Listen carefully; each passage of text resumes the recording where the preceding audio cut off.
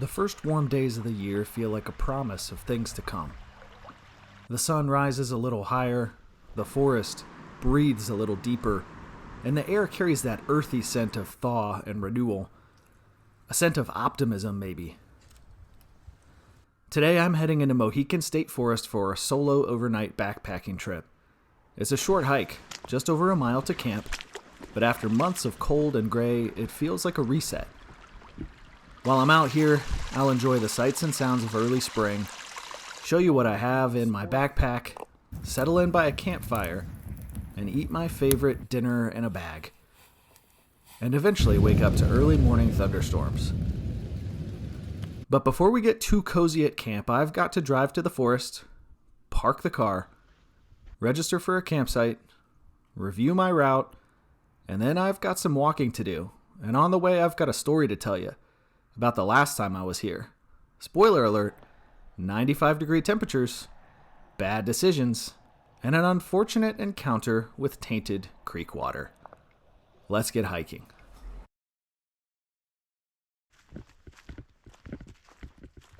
It is early March, but the jacket's already coming off. It's in the upper 70s today, sunny, calm right now.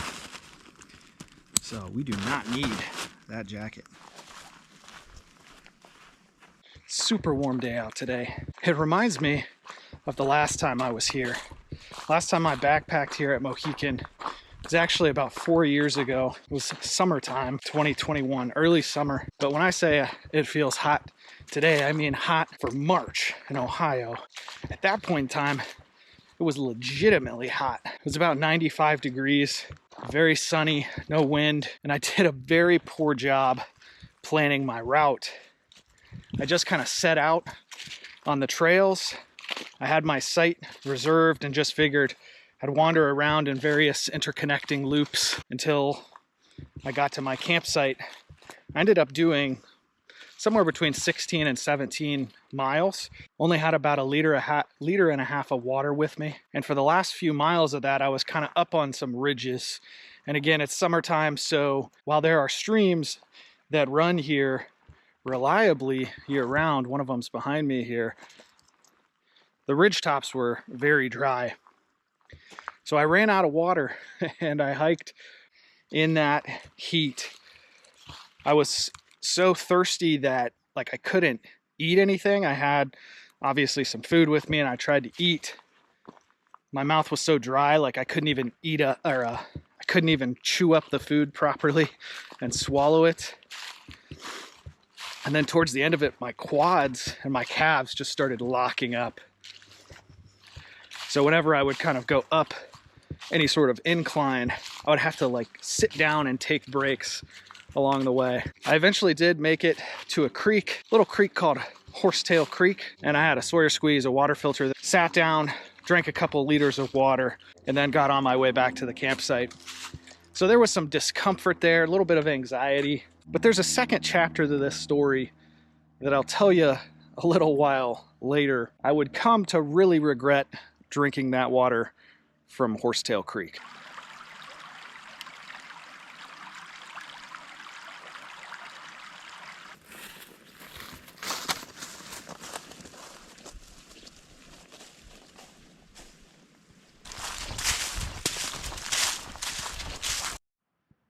Came from down there. See, the trail continues over there. So this is our crossing of Pine Run.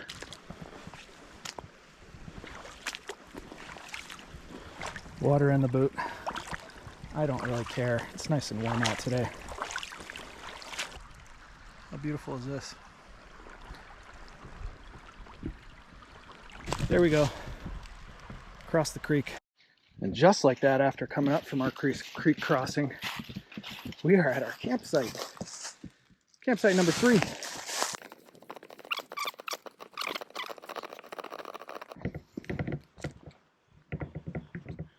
Here it is again. Beautiful hemlocks, some eastern white pine, giving us this nice pine duff down here. We got a fire pit with some log benches. And here's the fun feature. We got this giant stone table. Nice place to set our stuff.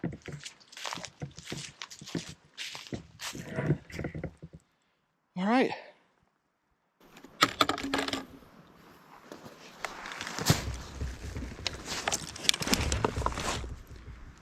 What I'm looking for initially here is to see if there's any kind of direct access down to the creek.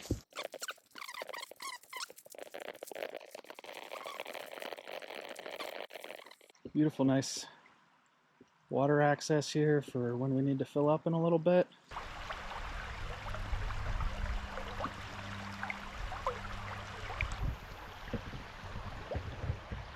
Yeah, I'm laying down in the river.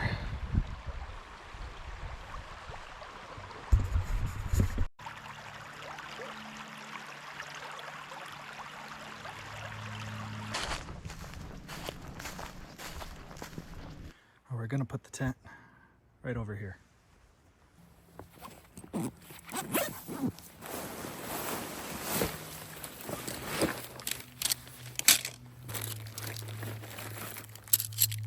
This is the REI Passage 1. I don't know if they make this tent anymore. If they do, there's certainly at least one and maybe several years of newer models.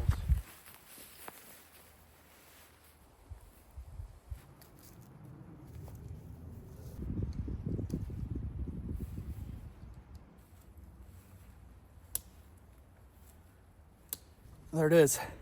This tent is truly a one-man tent. It is a coffin.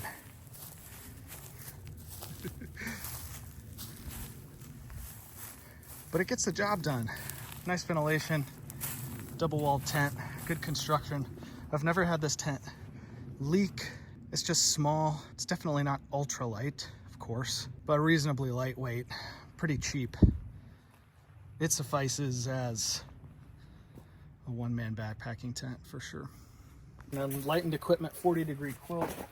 Our low tonight is upper 50s, so that'll be fine. Got 2 Trichology A-Luff pillows. Sleeping pad, we're still rocking the Thermarest Trail Pro. It's a little tough for backpacking because it's bulky and it's heavy. But the upside is it's really comfortable.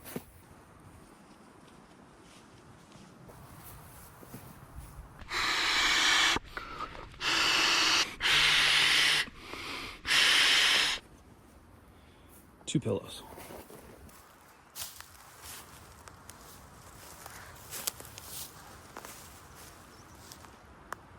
No chair this trip because I knew I'd have the logs to sit on here, but I do have this Z-Packs sit pad. Oh, you want to know what other gear I brought with me? Sure. Got a little pack towel here. This is camera gear, camera batteries. Bathroom kit. That means a trowel for digging a cat hole, some toilet paper, and some hand sanitizer. First aid kit. Here's my cook kit. So what we're going with today is an Esbit solid fuel stove. So I have the little stove in here, which you'll see later. Toke's 750 milliliter titanium pot. Here's my Esbit fuel. A power bank here to recharge the phone. Headlamp. And we got some fire tools. We got a lighter, some Bigfoot bushcraft fire starters, a pocket bellows, knife, silky pocket boy handsaw, got a long handled spork, cup, gallon Ziploc for trash. All of my sleep system and clothes go inside this Nylaflume pack liner. We are supposed to, or there's the potential for some rain in the morning. So the pack itself is water resistant. This is waterproof, so that'll keep everything dry. I have a Zoleo satellite communicator, no cell reception here at the campsite, so this allows me to still just send messages, get weather updates, things like that. And then for a water filter, we have a Grail, and we're gonna get water here pretty soon, and I'll tell you why I have this specific water filter with me. Just finished my water, so time to go get some more, and time to tell you the end of the story about Horsetail Creek. Well, the end of the story is that I drank a bunch of water from Horsetail Creek and from this creek, Pine Run, and about 12 hours later became acutely and furiously ill, vomiting, other fun stuff. Was really sick for about 24 hours or so. Classic symptoms of norovirus. So the Sawyer Squeeze, while a wonderful water filter, does protect you from the really nasty stuff like getting sick from Giardia, Cryptosporidium, but it does not filter viruses.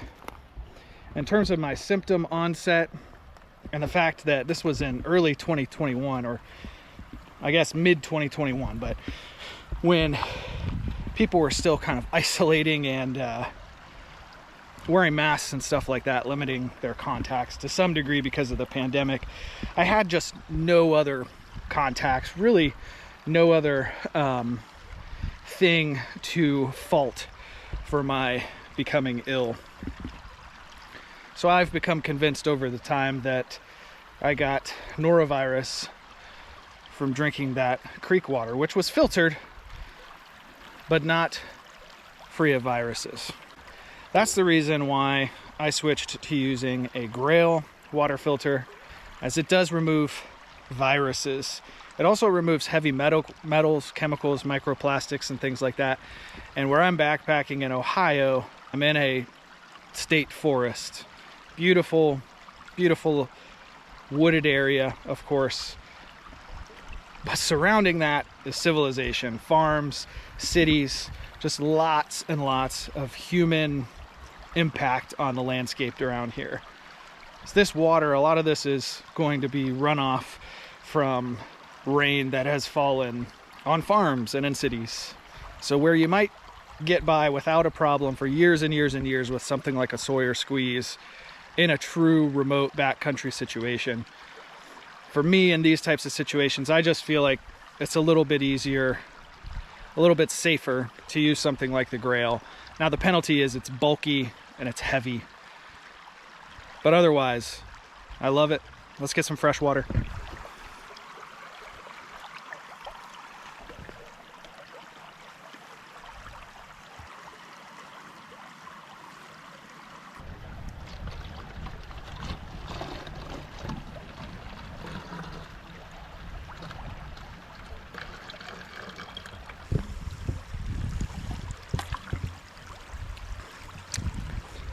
Tastes good.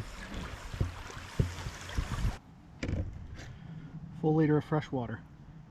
I am going to move the tent a little bit. There's a big dead pine tree. I'm not sure how well you'll be able to see it, but this pine tree right here is dead, has no growth on it. And this is directly west, which is where our prevailing wind comes from.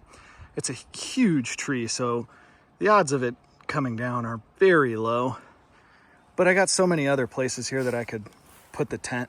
Just out of an abundance of caution, I'm gonna move it somewhere else. All right, we moved it from there over here. And now there's nothing directly west of us that looks like it could fall down. This is one of those wonderful trips where I got nothing to do, plenty of time. So I'm gonna take a little nap. Catch up with you in a few.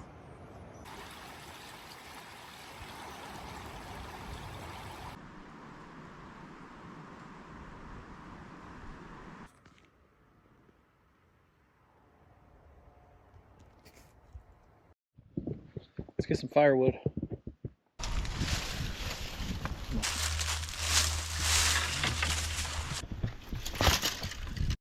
There's kind of an ideal situation where we have a dead tree and then this branch going up, right? Because if it rains or snows or anything, the moisture is going to drain off of that. I don't want a fire anywhere near as big enough to justify taking any part of this big tree itself, but I'll take the branch.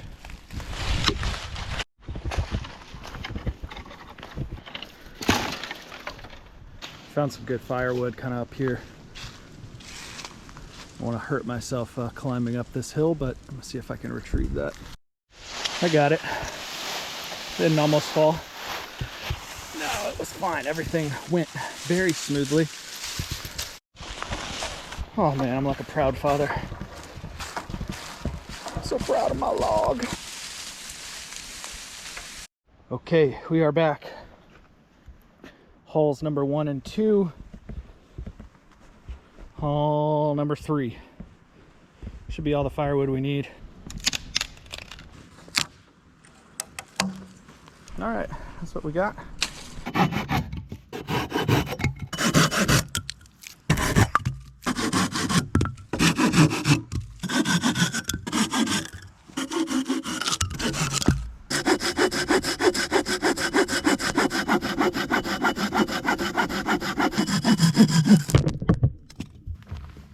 Got all our wood processed.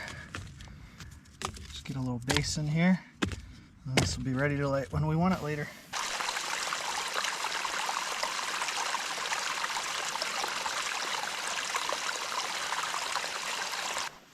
The sun's behind the ridge next to us here, so I'm gonna go ahead and put on the rain fly just so I don't have to worry about it later. There she goes. A little after 7 o'clock and just relaxing at camp. I'm kind of trying to put off starting the fire so that I have plenty of firewood to get me until a decent time. Given that nap, I can't go to bed too early, but pretty awesome right now. The wind has died down, and so I can just hear the creek in the background. So that is aiding in helping me just relax and enjoy the time out here. So I will bring you back when I'm ready to start that fire.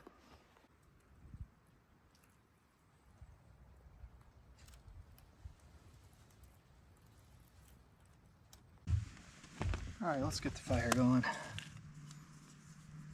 As mentioned, little bushcraft, Bigfoot bushcraft fire plug here. Just get that worked up a little bit.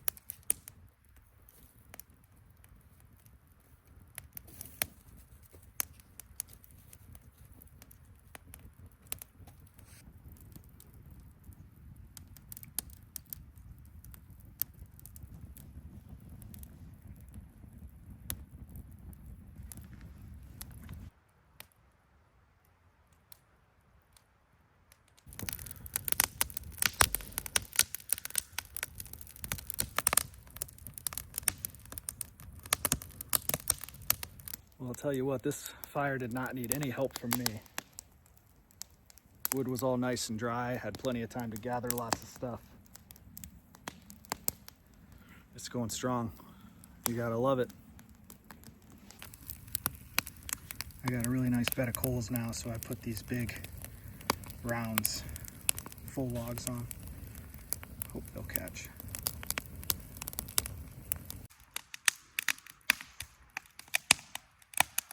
Dinner tonight is a Backpacker's Pantry Pad Thai with chicken freeze-dried meal. Well, first we're going to remove the peanut butter and the peanut packet and add the peanut butter into the pouch. I've had this before, but it's been a long time. There's our peanut butter. Okay. Put the peanut butter in the pouch. Then we need 1.5 cups, 360 mils of boiling water.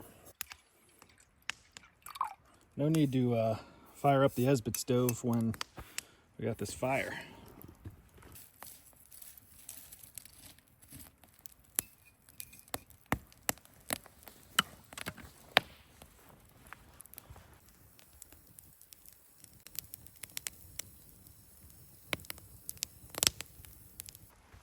Tricky maneuver, tricky maneuver.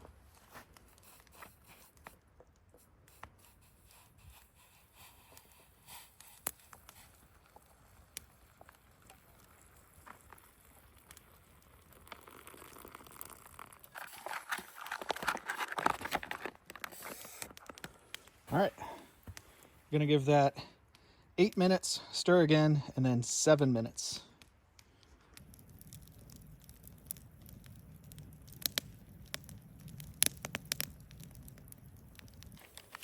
Peanuts, and then it's got a spicy sauce, but a little bit of extra. I meant to grab Frank's Red Hot.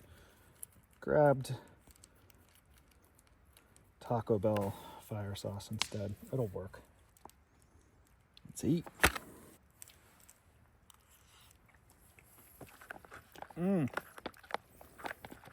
Just shockingly good for dinner in a bag.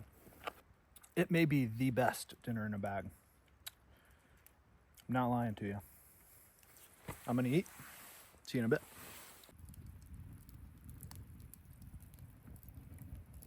Finished dinner, delicious.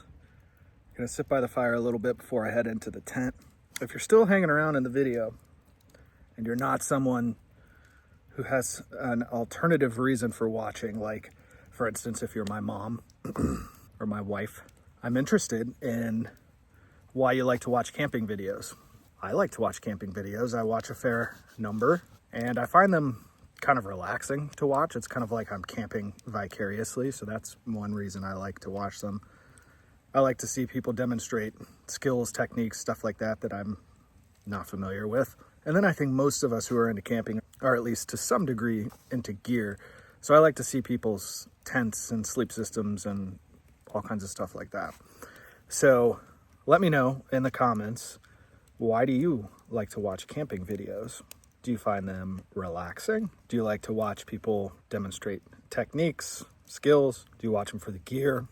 Or are you lost? You're just like accidentally here on this video. That's fine. That's fine too.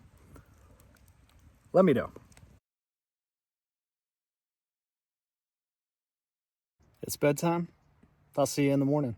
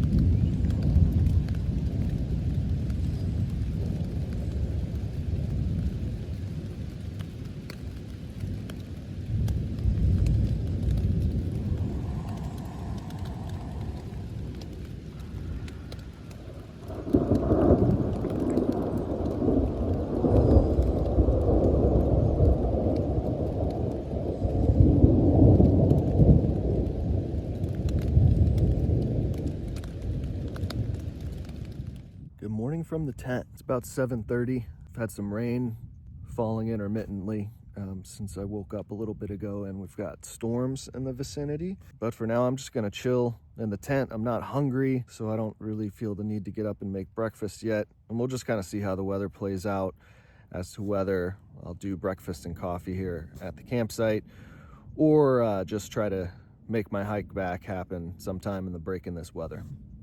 We'll see. Stay tuned.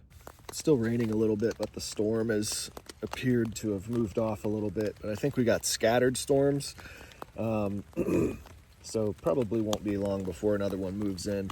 But I'd like to get on the move. I don't want the creek to come up very much. There's a lot of rain kind of spread over the vicinity here.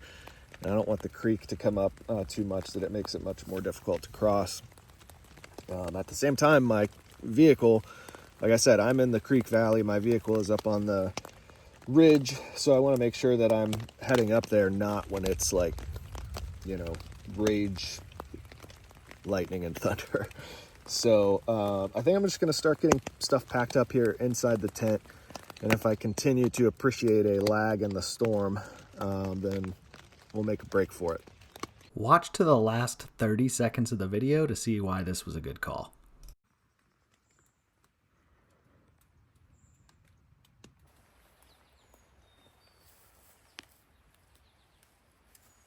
Get me nice and dry. It's going in the bag, completely soaked. That's okay. I'll put the wet tent down here in the bottom. You can see the liner right there.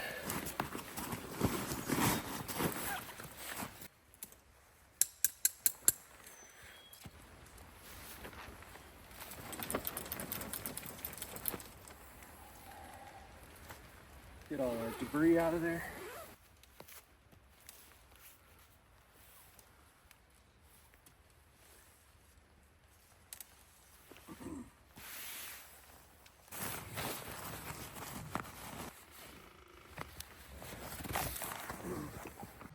All right, we're packed up and heading out. Left some firewood there for the next people. Site served us well. Table, I want to especially thank you. You did great. Mwah. So I was going to do this trail as a loop, finish the other half of the loop this morning. It's the same distance, but I'm going to just take the same route that I took in, because the creek crossing here, I think, is just going to be a little easier, which is what we're doing right now.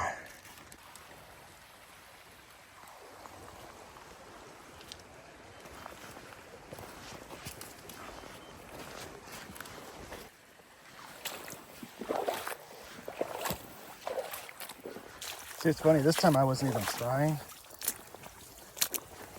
not to get water in my boots, but I succeeded. First time, when we were going that way, I was trying and I failed. There's a philosophical takeaway in there somewhere.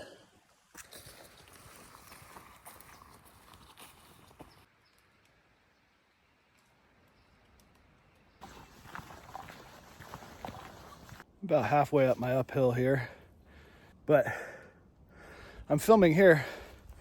One, I stopped because I'm out of breath, but I just want to tell all the fat backpackers out there, if I can do it, you can do it. I'm either going to make it to the top of this hill or my heart's going to explode. Either way, it's a happy ending for me. This is so stupid. Who thought hills were a good idea? They were probably thinking about the downhill part. That's fun. This part sucks.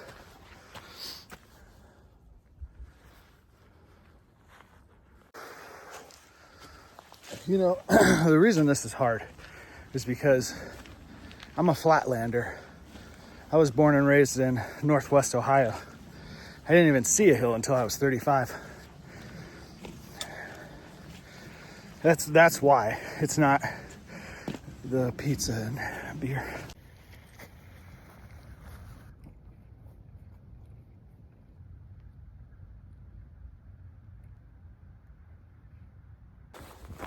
We made it back to the trailhead. That was a fun time. Thanks for coming. Sorry the morning was cut short. I just didn't want to be struck by lightning.